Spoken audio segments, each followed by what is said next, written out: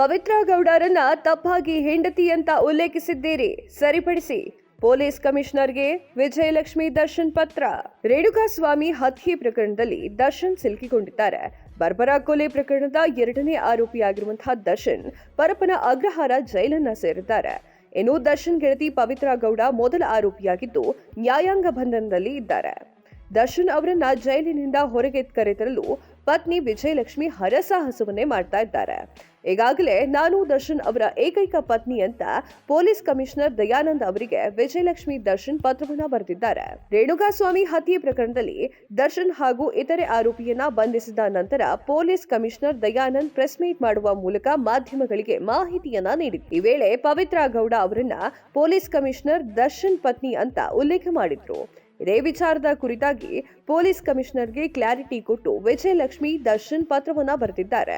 ಹಾಗಾದ್ರೆ ಆ ಪತ್ರದಲ್ಲಿ ಏನಿದೆ ಅಂತ ನೋಡೋಣ ಬನ್ನಿ. Shri Dayanand, the commissioner of police, Bengaluru ನಗರ. ವಿಷಯ: ರೇಣುಕಾಸ್ವಾಮಿ ಮರ್ಡರ್ ಕೇಸ್ನಲ್ಲಿ ಶ್ರೀಮತಿ ಪವಿತ್ರ ಗೌಡ ಬಗ್ಗೆ ದಾಖಲೆಗಳಲ್ಲಿ ಸರಿಯಾದ ಮಾಹಿತಿ ಉಲ್ಲೇಖಿಸಲು ವಿನಂತಿ.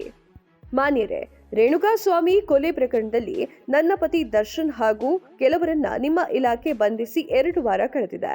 ನಮ್ಮ ನ್ಯಾಯಾಂಗ ವ್ಯವಸ್ಥೆಯ ಮೇಲೆ ನನಗೆ ಸಂಪೂರ್ಣ ನಂಬಿಕೆ ಇದೆ. ಕಾನೂನು ತನ್ನದೇ ಆದ ಮಾರ್ಗವನ್ನ ಪಡೆದುಕೊಳ್ಳುತ್ತದೆ ಅಂತ ನಾನು ನಂಬುತ್ತೇನೆ. ಆದಾಗ್ಯೂ ಈ ಹತ್ಯೆ ಕೇಸ್ನ ಮಾಸ್ಟರ್ ಮೈಂಡ್ ಆಗಿರುವಂತಹ ಮತ್ತು A1 ಆರೋಪಿ ಶ್ರೀಮತಿ ಪವಿತ್ರ ಗೌಡ ಬಗ್ಗೆ ದಾಖಲೆಯಲ್ಲಿ ಸರಿಯಾದ ಮಾಹಿತಿ ಉಲ್ಲೇಖಿಸುವಂತೆ ನಾನು ನಿಮ್ಮಲ್ಲಿ ವಿನಂತಿಯನ್ನ ಮಾಡಿಕೊಳ್ತಿದ್ದೇನೆ. ನನ್ನ ಪತಿ ಶ್ರೀ ದರ್ಶನ್ ಶ್ರೀನಿವಾಸ್ ಅವರಿಗೆ ಪವಿತ್ರ ಗೌಡ ಸ್ನೇಹಿತೆ ನಿಜ, ಆದರೆ ಹೆಂಡತಿ ಅಲ್ಲ ಎಂಬುದನ್ನ ತಾವು ದಯವಿಟ್ಟು ಗಮನಿಸಿ. ನಾನು ದರ್ಶನ್ ಅವರ ಏಕೈಕ ಪತ್ನಿ. ನಾನು ಕಾನೂನುಬದ್ಧವಾಗಿ ವಿವಾಹವಾದ ಏಕೈಕ ಪತ್ನಿ. ನಮ್ಮ ಮದುವೆ ಧರ್ಮಸ್ಥಳದಲ್ಲಿ 19/5/2003 ನಡೆಯಿತು. ಮಾಧ್ಯಮವನ್ನ ಉದ್ದೇಶಿಸಿ ಮಾತನಾಡುವ ಸಂದರ್ಭದಲ್ಲಿ ತಾವು ತಪ್ಪಾಗಿ ಪವಿತ್ರ ಗೌಡ ಅವರನ್ನ ದರ್ಶನ್ ಪತ್ನಿ ಅಂತ ಸಂಬೋಧಿಸಿದ್ದೀರಿ.